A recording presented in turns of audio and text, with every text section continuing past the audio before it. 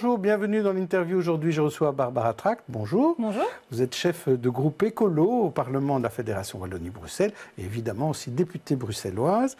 On va parler d'enseignement aujourd'hui principalement et d'abord de ce pacte d'excellence. Il reste encore quand même des problèmes quand on envisage ce pacte d'excellence. Par exemple, on avait parlé de gratuité des écoles maternelles et primaires et la ministre avait dit la gratuité de l'école maternelle, on le fera dès septembre 2018. Ce n'est pas le cas, hein, c'est remis tout ça. Oui, c'est remis. Et pourquoi ? Elle dit que les décrets ne sont pas prêts, mais je pense que c'est vraiment une décision qui est vraiment très, très dommageable. On sait bien, à Bruxelles, 40% des enfants vivent sous le seuil de pauvreté. L'UNICEF a rendu la semaine dernière un rapport qui nous dit qu'en Belgique, les droits des enfants ne sont pas bien respectés, en particulier les enfants les plus défavorisés. On n'arrête pas de nous dire que notre enseignement reproduit les inégalités sociales.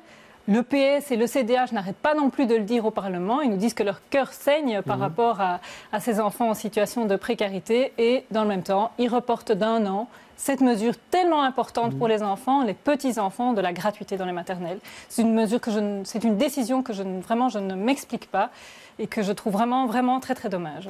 Surtout qu'au niveau des maternelles, en tout cas, c'est pas là que ça coûte le plus cher. Ça coûte plus cher, évidemment, en primaire et en secondaire. Mais au niveau des années maternelles, ça demande un peu plus d'1 million d'euros à la fédération. Oui, et ce budget est déjà prêt, est déjà disponible pour le budget de cette année. 2,5 millions sont déjà prévus pour permettre la gratuité dans l'enseignement maternel. Donc vraiment, je ne comprends pas pourquoi on la reporte. Et on sait que c'est très, très important pour les enfants, pour tous les enfants, en particulier les enfants défavorisés, d'être bien accueillis à l'école maternelle, qu'il n'y ait pas de frein à l'accès à l'école maternelle. Donc vraiment, je ne comprends pas le report de cette mesure. Alors, les directeurs d'écoles secondaires se plaignent aussi. Ils ont créé une espèce de lettre ouverte dans laquelle ils se plaignaient de la masse de travail, du manque d'aide. Là, vous trouvez qu'ils ont raison, ces directeurs, de se plaindre ? C'est sûr que les directeurs d'école ont des missions très, très importantes et très nombreuses. Ils croulent sous de nombreuses charges, des charges administratives. Ils doivent mettre en œuvre des décrets très compliqués pour pouvoir engager des enseignants. C'est le fameux décret titre et fonction. Ils doivent faire face à la pénurie d'enseignants. Tous les jours, ils doivent essayer de faire en sorte que simplement les cours soient donnés à leurs élèves. Et toutes ces charges, finalement, les écartent de leur mission première, qui est celle de diriger pédagogiquement une école. Et donc, ils s'en plaignent. Ils ont écrit une lettre ouverte à la ministre. Et ils ont d'autant plus peur qu'ils voient que maintenant, le pacte d'excellence s'accélère et que dans l'année qui vient, il va y avoir énormément de réformes à mettre en œuvre. Et donc, au lieu de voir dans le pacte d'excellence, finalement, une bouffée d'oxygène vers une amélioration de leur situation, une amélioration de l'enseignement, ils voient au contraire le pacte comme un boulet qui va les couler plus vite encore. Et je pense que c'est très grave parce que si on veut réformer notre enseignement, et on doit réformer notre enseignement doit être amélioré, eh bien il faudra le faire avec les acteurs de l'enseignement. Il faut que les acteurs de l'enseignement soient convaincus qu'il faut réformer et convaincus de la direction dans laquelle on va. Et là, on voit bien que sur ce plan-là, le pacte est un échec. Donc vous dites à Marie-Martine Schins d'écouter davantage les directeurs d'école ? Je le dis depuis 4 ans. Ça fait 4 ans qu'il y a une réflexion autour du pacte d'excellence. Il faut écouter les acteurs de l'école, les convaincre qu'il faut changer et le convaincre de la direction du changement. Et là, on le voit bien aujourd'hui, on n'y est pas du tout. Entre nous, Barbara Tract, est-ce que vous croyez que c'est possible de réussir un pacte d'excellence en Belgique francophone ? Est-ce que c'est possible de vraiment arriver à faire plaisir à tout le monde, à la fois les parents, les profs et les politiques ? Moi, je pense que non seulement on peut, mais on doit réformer notre enseignement.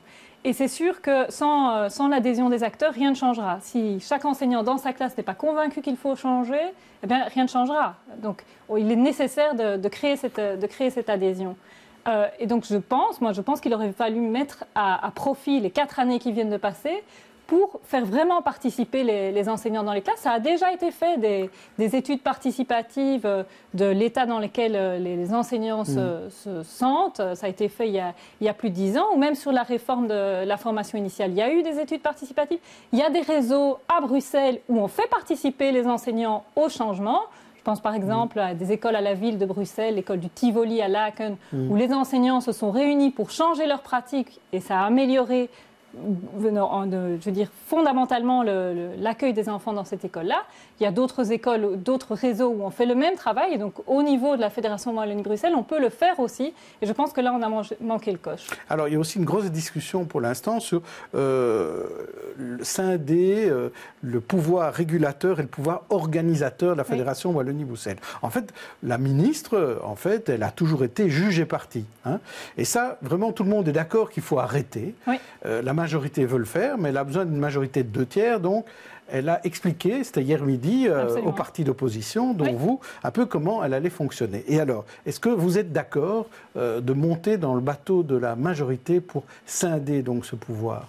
Donc nous estimons que cette scission, cette séparation effectivement du pouvoir régulateur, de faire les normes, d'édicter des normes pour toutes les écoles et de pouvoir organisateur, donc le fait d'organiser soi-même une école et finalement d'être un des premiers destinataires des normes, ces deux fonctions doivent être séparées. C'est quelque chose que nous revendiquons effectivement depuis fort longtemps. C'est une question de gouvernance, de conflit d'intérêts.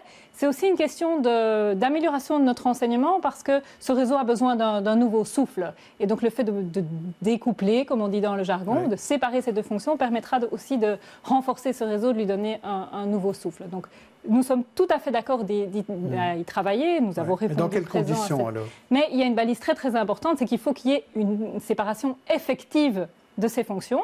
Et dans la note qui nous a été soumise hier, dont nous avons commencé de parler avec le gouvernement, cette séparation n'est pas effective.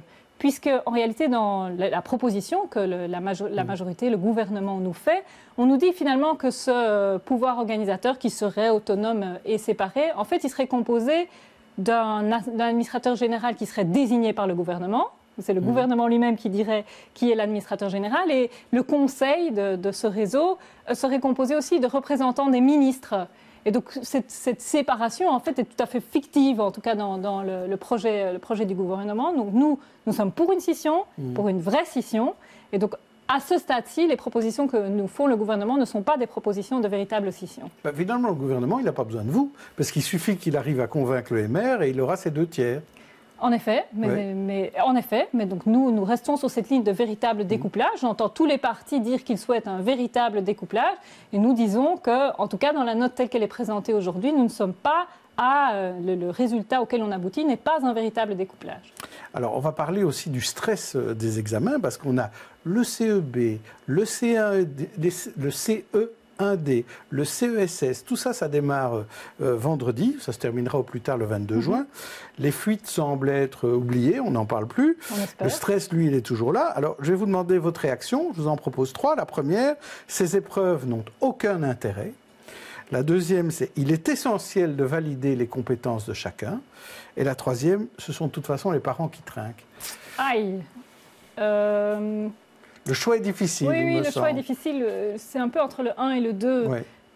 Moi, je pense qu'à un moment, avoir un thermomètre de l'état de notre enseignement et des connaissances des enfants est important. Mais il y en a trop. Vous les avez cités, CEB, CE1D, CE2D, CESS. Tous les 2 ans, il y a des épreuves externes qui prennent du temps pour faire passer les épreuves, mais aussi pour les préparer. On passe trop de temps dans les écoles à bachoter, comme on dit, c'est-à-dire à préparer l'examen, au lieu d'enseigner aux enfants, en fait. C'est du temps qui est pris sur les apprentissages. Et ça, c'est un temps qui est trop important au détriment, effectivement, des apprentissages. Et puis, ça génère énormément de stress auprès des élèves qui, je trouve, est inutile. Donc, ces épreuves, on ne peut pas dire qu'elles n'ont pas d'intérêt, mais en tout cas, il y en a trop. C'est ça.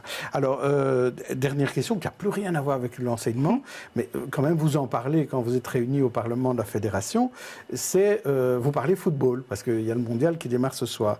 Alors, tous les partis ont voté une exonération des droits de diffusion de la RTBF des matchs du mondial pour les communes et associations sportives qui veulent organiser comme ça des diffusions sur grands écrans.